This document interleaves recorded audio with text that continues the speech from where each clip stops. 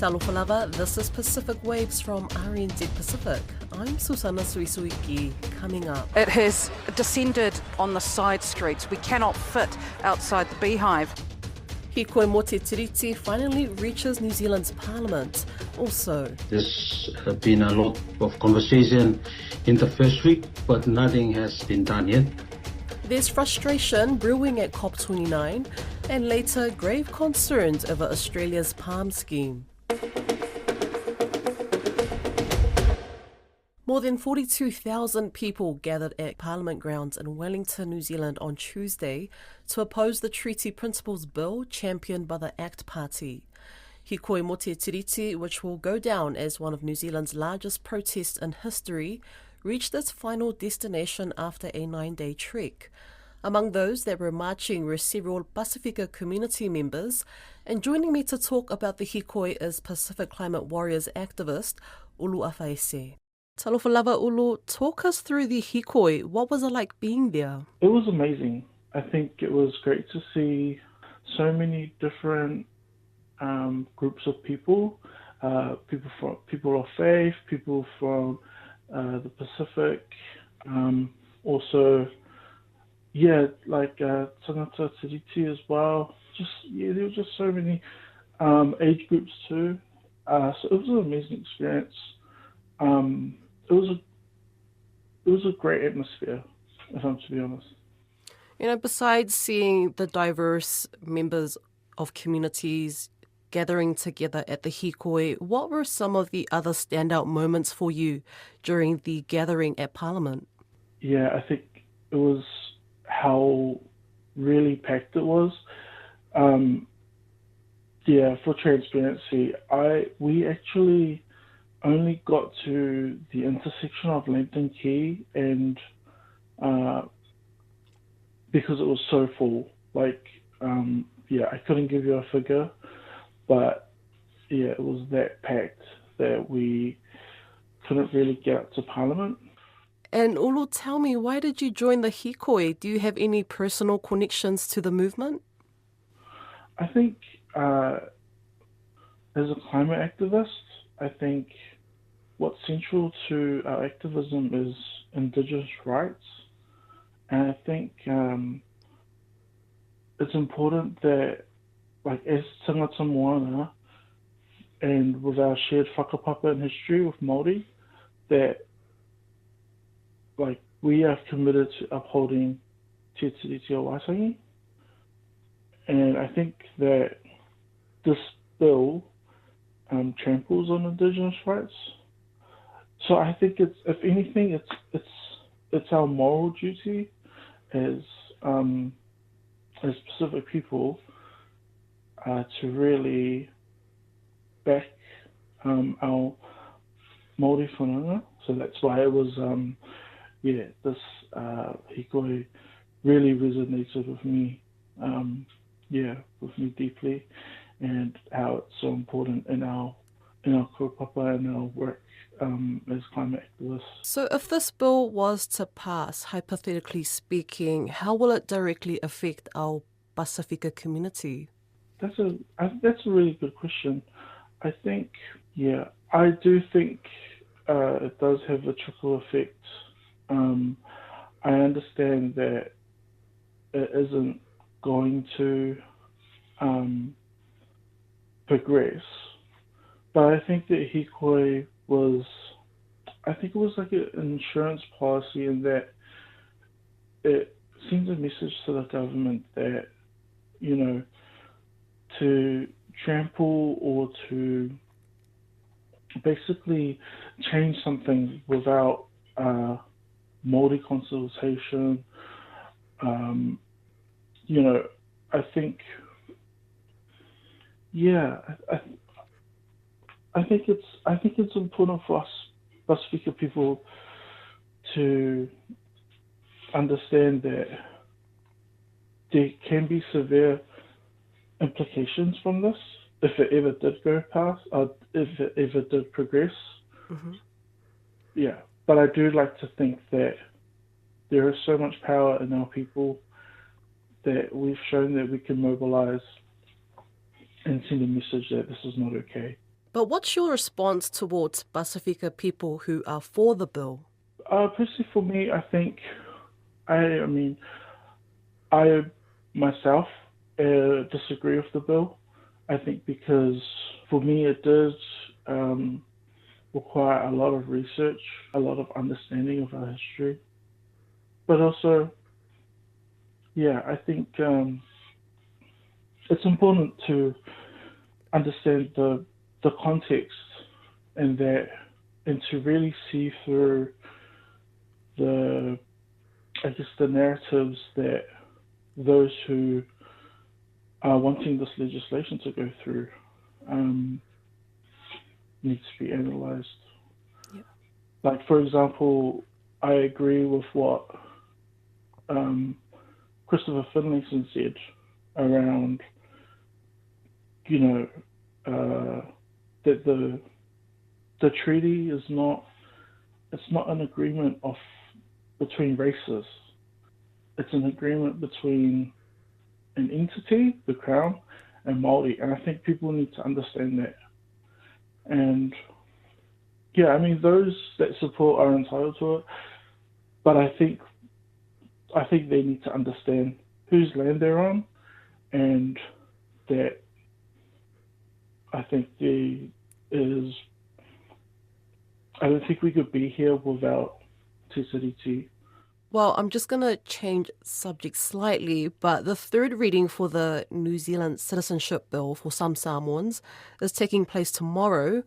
Can we expect, do you think, this sense of unity among our Māori and Pasifika ainga to continue on tomorrow? I understand that there are some people within our community that were disappointed, but I think it's very momentous to rewrite the wrongs committed. So,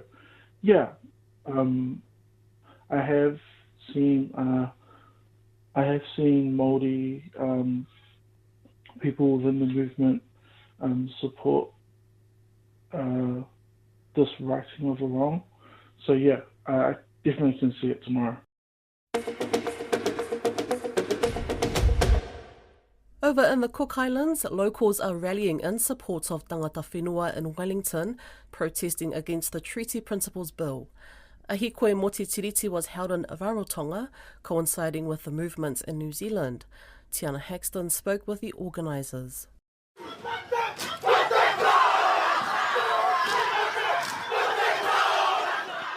Shiavani Lemon says the community was overwhelmed with emotion after seeing viral clips of the protest online.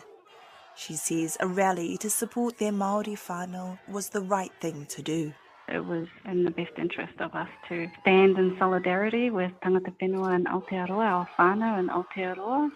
And as Cook Islanders and Māori, we support their effort and demonstrate unity as Indigenous people across the Pacific and stand together against the erosion of our rights, our mana and cultural sovereignty. She says Cook Islanders and New Zealand Māori share deep genealogical connections. Lemon, who is of both Māori and Cook Islands descent herself, says the demonstration in the Cook Islands is a show of kōpahitanga, or unity. We support Te Tiriti o Waitangi and that it must be held in its original form and ask that the government honour the promises made to tangata whenua to protect their rights, lands and sovereignty. Kia kaha, kia maia, kia manawa nui. Stand strong, brave and know that your Pasifika whānau are here with you in spirit. Together we stand with you in solidarity and pride. The Cook Islands Prime Minister Mark Brown says the local Hikoi has his blessing. Many of the people that live in the Cook Islands now have tangata whenua heritage, so they are very keen to also show their support to the brethren here in Aotearoa, and a march has been organised through Rarotonga in support of the Hikoi protesters here, and we've given our blessing for that march to peacefully be taken throughout Rarotonga. Brown says Indigenous sovereignty is a topic that will stir up passion, and he is not surprised it has led to a nationwide Hikoi in New Zealand. Meanwhile, traditional leaders in the Cook Islands have also declared their support for tangata whenua protesting against the Treaty Principles Bill. The president of the House of Ariki, Travel To'u Ariki, says he does not support any changes to Te Tiriti o Waitangi. I hope these proposals from government don't go ahead because the treaty has already been made with the Maori people of Aotearoa. But now they were trying to change things and will diminish the mana, the rights and sovereignty of the indigenous people. I do not support this. It isn't right. He says his stance was influenced from his final meeting with the late Māori Kiingitu Heitia. His dream was for indigenous Māori to be united and whole, so I hope the tangata whenua stand strong and reclaim their sovereignty. I hope our Māori people can find peace. As tens of thousands gather outside Parliament in Wellington, hundreds march in solidarity from Rarotonga, Cook Islands. Similar support hikoi have been noted across the globe over the past week, with tangata Tiriti, Māori and Pasifika turning up in force in Hawaii, Australia and America.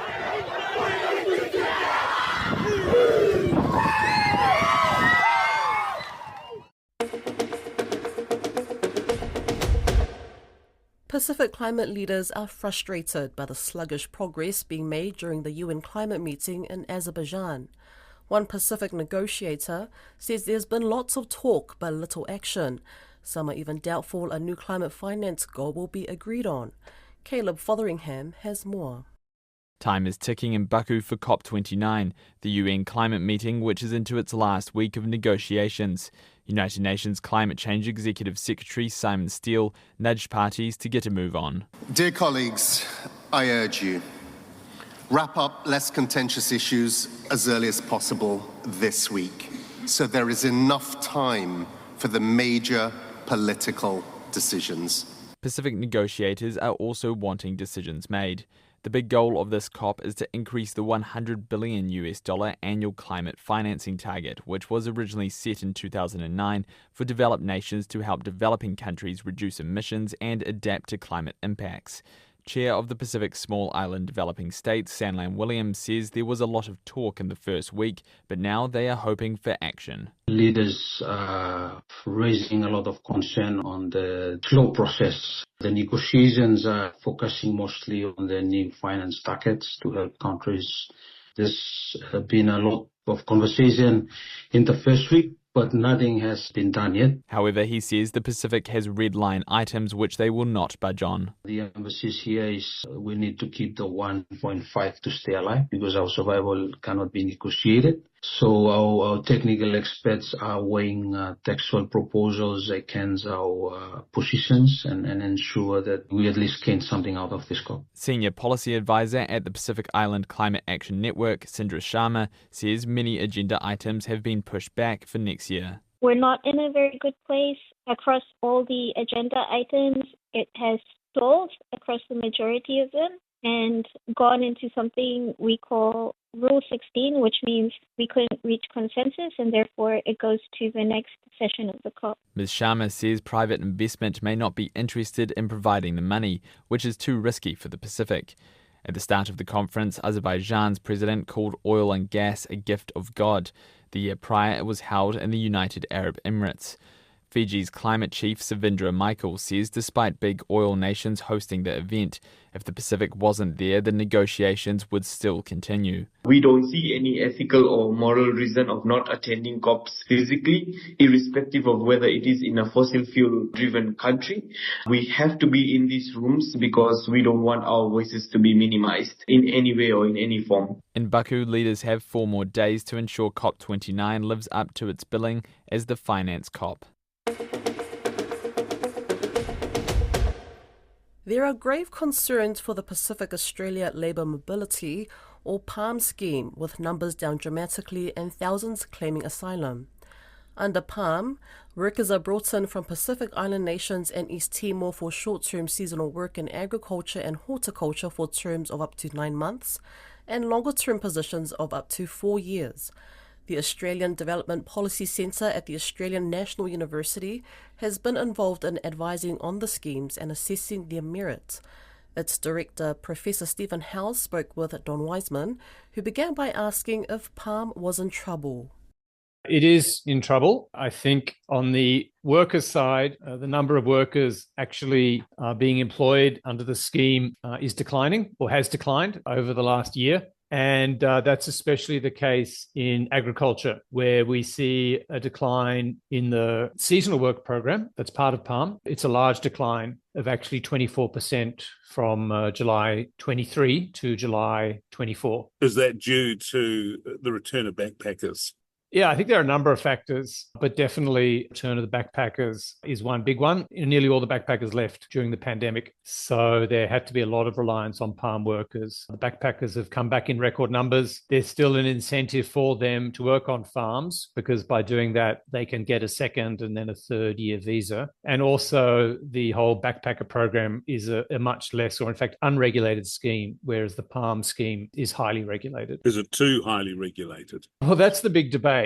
And there'll always need to be some degree of regulation because it's a key feature of the PALM program that your visa is tied to your employer. You're not allowed to change jobs just to find a new job yourself. So that does give the employer a lot of power, and that will always require regulation. Where exactly the right balance is hard to say. The government has been tightening the regulations. There has been a backlash from employers, and the government hasn't gone as far as it said it would. So I think that's a difficult question to say whether it's too highly regulated. But I think it is fair to say that with the backpackers back and with that unregulated alternative, employers have to some extent shifted away from PALM back to the backpacker program. Yes, well, I imagine also the farmers and the horticulturalists have been trimming back because the Australian economy's gone into a bit of a dive, hasn't it, like most countries have in the last short while? Well, I don't think it's that. I think the sector's still doing pretty well as a whole. So I don't think it's an economy-wide thing. The government has introduced these minimum hours requirements. Now you've got to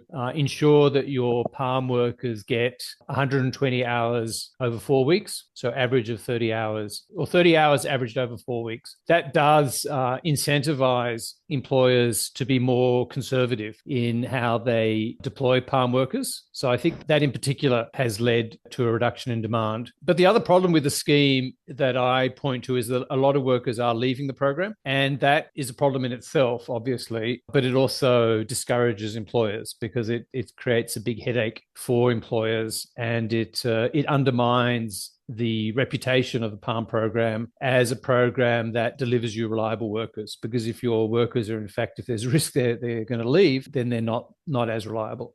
So when we talk about leaving, we're talking about absconding. Well, there are two related sort of ways to leave. One is where you abscond. As I said, your visa is actually tied to an employer, so you're not allowed just to get up and move, but some workers are. And then the other phenomenon that we've noticed recently that, might surprise your listeners, but it has become a definite feature of the program is that a large number of the Pacific workers are applying for asylum. Now, that's meant to be if you've got a fear of persecution back home, and most of the Pacific countries are democracies, they're a pretty peaceful place. So by and large, these are unfounded claims. But what's happened in Australia is that this has become a problem well beyond PALM. We've got a large number of temporary workers and visitors claiming asylum. The whole system's got clogged up, so that even if your application is eventually going to be rejected, it takes 3 or 4 years for that final rejection to actually occur. And in the meantime, you're on a bridging visa and you've actually got unrestricted work rights. So you can change employers. You can work wherever you want. You can work in a city, whereas PALM is a regional program, and you get Medicare access. So it looks like the workers are leaving their employers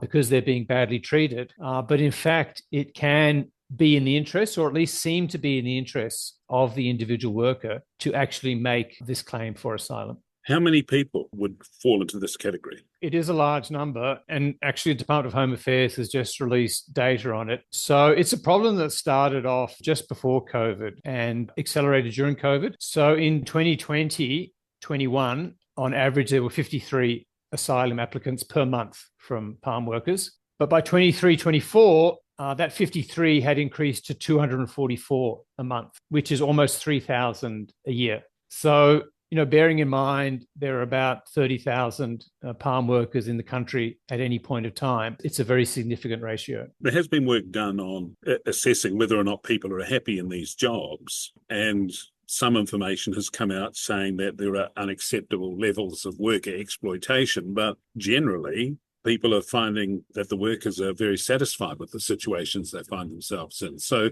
what's your organisation's experience? Yeah, that's right. I think because so many people are leaving, then observers, reporters, analysts tend to draw the conclusion, well, they must be leaving because they're being badly treated. But in fact, as I said, if you actually look at the way the asylum process works, it can be a very rational decision to claim asylum, even if you are making a bogus application. And when you actually ask workers how they feel about the scheme, how they think they're being treated, the actual feedback you get is very positive. So with the World Bank, we did a survey in 2022 of 1,400 palm workers. And for example, 98% of the workers said they would recommend the scheme to their friends. And when you ask them to rate the scheme and rate their experience on a scale of 1 to 10, the average rating that we got back was 8.5.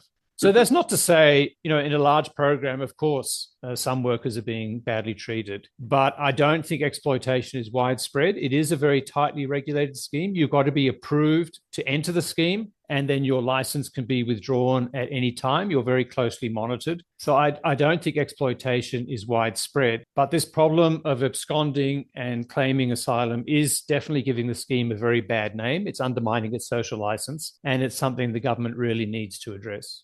What do you do to fix palm?